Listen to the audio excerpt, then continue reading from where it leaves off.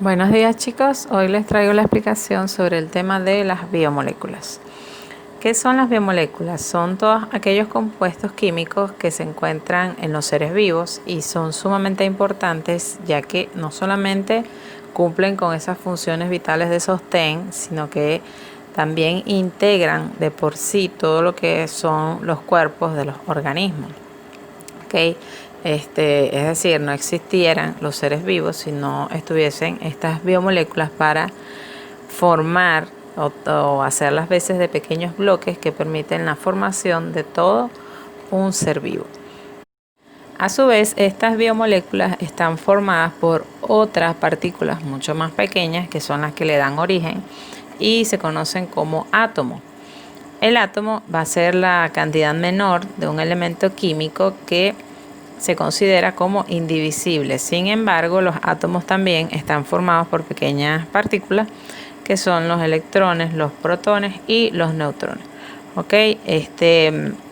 Los átomos se unen entre ellos para formar las moléculas y las moléculas, pues como lo acabo de indicar, va a ser la unión de diferentes átomos a través de enlaces químicos que van a estar fuertemente unidos con la finalidad de formar la materia. Una vez que todas estas moléculas están formadas, se pueden llegar a unir y de esta forma van a originar lo que son las biomoléculas. Las más importantes dentro de los seres vivos van a ser los carbohidratos, los lípidos, proteínas y los ácidos nucleicos que se dividen en ADN y ARN. Para entender o saber cómo se forman estas biomoléculas debemos también saber qué son los monómeros y los polímeros. Es decir, los monómeros van a ser los compuestos de bajo peso molecular que se pueden unir con otras pequeñas moléculas, es decir, con otros monómeros, pueden ser del mismo tipo o de diferentes, para formar otras macromoléculas que se denominan polímeros. Y estos a su vez vamos a tener entonces dos tipos de polímeros, los homopolímeros y los heteropolímeros. Los primeros están formados por monómeros del mismo tipo y los segundos por los monómeros de diferentes compuestos. Entonces, de allí vamos a partir para poder entender cuáles son los diferentes tipos de biomoléculas. Las primeras que vamos a estudiar son los glúcidos o también son conocidos como carbohidratos. Todos estos son azúcares y dependiendo de cómo se formen vamos a tener azúcares simples que pueden ser monosacáridas o disacáridos, y entre los monosacáridos tendremos ejemplos la glucosa, que es una molécula de 6 carbonos, y la fructosa también. Disacáridos van a ser la unión de dos monosacáridos, en este caso puede ser la manosa, que es la unión de dos glucosas, o la sacarosa, que es la unión de una glucosa con una fructosa, que en este caso es el azúcar común que consumimos en nuestras casas. Ahora, un carbohidrato complejo va a ser la unión de muchísimos más monosacáridos, Y como ejemplo vamos a tener el almidón, que como vemos en la imagen es la unión de muchas glucosas. Entonces, partiendo de lo que vimos anteriormente, que eran monómeros y polímeros, en el caso de los carbohidratos o los glúcidos, el monosacárido, como por ejemplo la glucosa, vendría siendo el monómero, y el almidón, que es la unión de muchas glucosas, va a ser el polímero. Por eso se llama polisacárido. ¿Qué función cumplen los carbohidratos dentro de los seres vivos? La primera función que tienen es la de reserva energética. El glúcido más importante como reserva energética es la glucosa, ya que esta es la fuente principal de energía que utilizan los seres vivos. Por ejemplo, en el caso de los vegetales, el almidón, que es la unión de muchas glucosas, funciona de reserva energética, y en el caso de los animales va a utilizar el glucógeno, que se almacena en los músculos. Además de la función energética, los carbohidratos tienen una función estructural.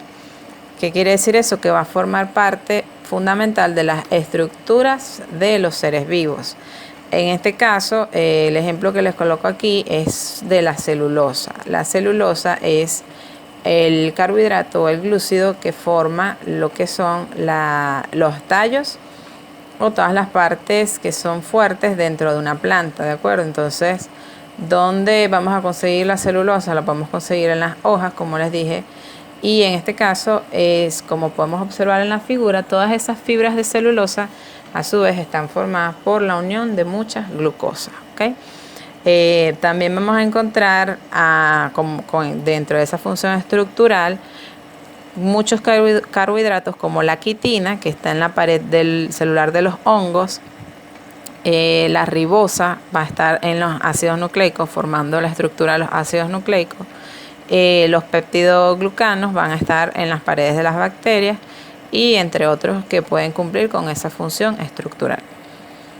Como segunda biomolécula, que también es muy importante, están los lípidos, que erradamente los llamamos grasas. Realmente no todos los lípidos son grasas, pero sí tienen esa característica de que no se pueden diluir en solventes polares como el agua, ¿de acuerdo? ¿Qué ocurre con los lípidos? Ellos van a ser un grupo de moléculas que son más heterogéneos, ¿ok? Van a tener muchas características que no comparten entre ellos, pero como se dice, la característica principal, como ya les mencioné, es que no se pueden diluir en agua, ¿ok? Ahora, como estructura principal, todos los lípidos tienen una cola que es hidrofóbica, es decir, que no puede estar en contacto con el agua, y algunos tienen un extremo hidrofílico que sí puede estar en contacto con el agua. ¿Cuáles son las principales funciones que cumplen los lípidos? Pues la primera es también de reserva energética, ya que algunos lípidos conocidos como triglicéridos constituyen en el cuerpo de los animales la reserva energética por excelencia, ¿ok? Ellos ayudan, los lípidos, a que cuando hay un exceso de carbohidratos va a guardarse o a reservarse como grasa dentro de nuestro cuerpo, ¿ok? Y en este caso, cuando una persona tiene muchos días sin alimentarse correctamente, pues esa grasa se va a utilizar como la reserva energética. Además de eso, los lípidos también sirven como soporte estructural del cuerpo, y lo podemos observar como una de los principales componentes dentro de la membrana celular de los seres vivos, y estos vienen siendo los fosfolípidos, ¿ok? Vienen a tomar esa parte o a cumplir con esa función principal, que es de formar todas las membranas celulares de los seres vivos. Por último, la función que tienen los lípidos va a ser de regulación o protección térmica, ya que la grasa corporal va a defender mejor al interior del organismo de la acción del frío. Mientras mayor grasa presente un organismo, un ser vivo, pues mayor protección va a tener ante el frío, y por supuesto va a perder menos calor. Esto funciona muy bien en ambientes donde por supuesto el clima o la temperatura es muy baja. Y por lo menos la imagen que les coloco aquí es de estos organismos, que son los osos polares. Ellos utilizan una gran capa de grasa para poder protegerse del frío externo.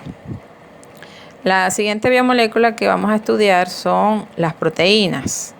Las proteínas son sumamente importantes dentro de los seres vivos, y ellas son macromoléculas, ¿ok? También son la unión de muchas moléculas más sencillas, que están formadas por aminoácidos. Es decir, el monómero o el bloque que sirve para formar a las proteínas son los aminoácidos. Y aquí lo vemos en la imagen. La primera que tenemos son proteínas primarias, o la estructura primaria de una proteína va a ser la unión lineal de los aminoácidos, ¿ok? Uno seguido del otro. La estructura secundaria va a ser esa cadena lineal, se puede enroscar sobre sí misma y formaría una estructura secundaria. Ahora, la unión de muchas cadenas secundarias y el enrollamiento de ellas va a ser la estructura terciaria, y cuando tenemos muchas estructuras terciarias unidas, pues será la estructura cuaternaria. Las proteínas más complejas pues tienen una estructura cuaternaria, ya que no nada más está formada de aminoácidos, sino que también puede tener otros grupos funcionales que le ayudan a cumplir con esa, valga la redundancia, con esas funciones dentro de los organismos. ¿Qué funciones tienen esas proteínas? Pues a manera de resumen se las coloco aquí. Primero, tienen una función estructural. Todas las proteínas ayudan a formar, a fabricar, regenerar y mantener los tejidos del cuerpo. En el caso de los seres humanos, tejidos como la piel, las uñas, los tendones, los músculos van a estar formados exclusivamente de proteínas, ¿ok? Además de eso, tienen una función de regulación hormonal, donde ellas pueden trabajar, por ejemplo, en el caso de la insulina, va a trabajar como regulador de la cantidad de azúcar dentro de nuestra sangre. Y también, como manera de ejemplo, la hormona del crecimiento, pues obviamente regula el crecimiento de una persona. Si a mayor cantidad de hormona, mayor crecimiento y viceversa.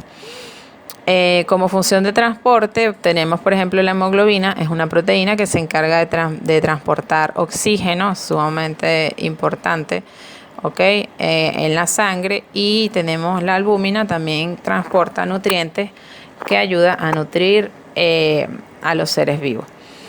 Por último, tenemos la función enzimática, que no es menos importante, es una de las funciones más importantes. Todas las enzimas del cuerpo son proteínas. ¿Y qué hacen esas enzimas? Pues acelerar los procesos químicos que ocurren dentro de nuestro cuerpo, en todos los seres vivos, no únicamente en los seres humanos, ¿okay? Y como por ejemplo, lo podemos ver en la digestión, la mayoría del proceso de digestión va a utilizar enzimas, y tenemos enzimas hidrolíticas que ayudan a degradar sustancias que son nocivas dentro de nuestro cuerpo. Y esa función la utilizan mucho también lo que vienen siendo los anticuerpos, para destruir todas aquellas sustancias que son dañinas en nuestro organismo. Como última biomolécula, y es una de las que tiene por supuesto mayor importancia dentro de los organismos, son los ácidos nucleicos. Y de por sí son las más complejas. En el caso del ADN es la biomolécula más compleja que existe, ya que está formada por muchísimas estructuras a su vez. Primero y principal, debemos saber que los ácidos nucleicos son grandes polímeros, como ya lo vimos, porque están formadas de muchos monómeros. Grandes polímeros formados por la repetición de estos monómeros llamados nucleótidos, ¿ok? Y van a estar unidos por enlaces fosfodiéster. Estos enlaces o todos estos monómeros van a formar largas cadenas. Y en este caso vamos a observar dos tipos de ácidos nucleicos, el ADN y el ARN, y se diferencian de muchas formas. Primero y principal, el ADN es de doble cadena, mientras que el ARN es una única cadena que puede ser lineal o circular. Seguidamente, también el ADN tiene 4 bases nitrogenadas características, que son la citosina, la guanina, la adenina y la timina, mientras que el ARN solo tiene las mismas, pero cambia la timina por el uracilo. Y entre sus diferencias, las que tenemos más marcadas también son en funciones. El ADN tiene como función poder almacenar toda la información genética que existe en un ser vivo, ¿okay? Estamos hablando de que todo lo que necesite un ser vivo para funcionar está contenido dentro de ese ADN, ¿okay? Entonces ese ADN se guarda dentro del núcleo de la célula, y puede formar, o forma en este caso de las células que tienen núcleo, va a formar los cromosomas. Entonces el ADN cumple con esa función de mantener, cuidar todo lo que va a ser la información genética de un ser vivo. ¿Qué más o con qué otra función cumple el ADN? De manejar y de llevar a cabo la síntesis de proteínas. Es decir, esas otras biomoléculas que vimos, que son las proteínas, pueden sintetizarse dentro de nuestro cuerpo a través de la información que maneja o que da el ADN. Ahora, esta síntesis de proteína se lleva a cabo con la información del ADN, pero debe o se maneja principalmente por el ARN.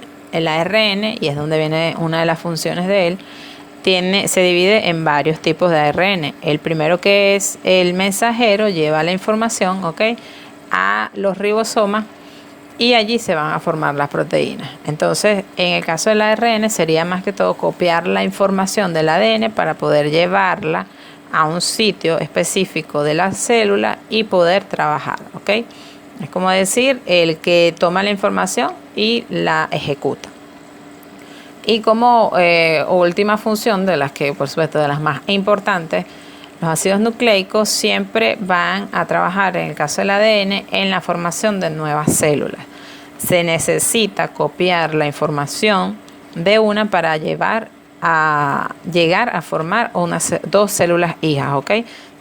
Entonces, la información que se guarda en el ADN siempre va a servir de patrón, por así decirlo, para formar nuevas células, ¿de acuerdo? Y ese es un proceso que está ocurriendo constantemente dentro de los seres vivos para poder llevar a cabo sus funciones vitales, valga la redundancia, y siempre está ocurriendo, formando nuevas células. Para esto necesito la información que se guarda en el ADN, porque si no, sin eso no seríamos capaces de poder sobrevivir.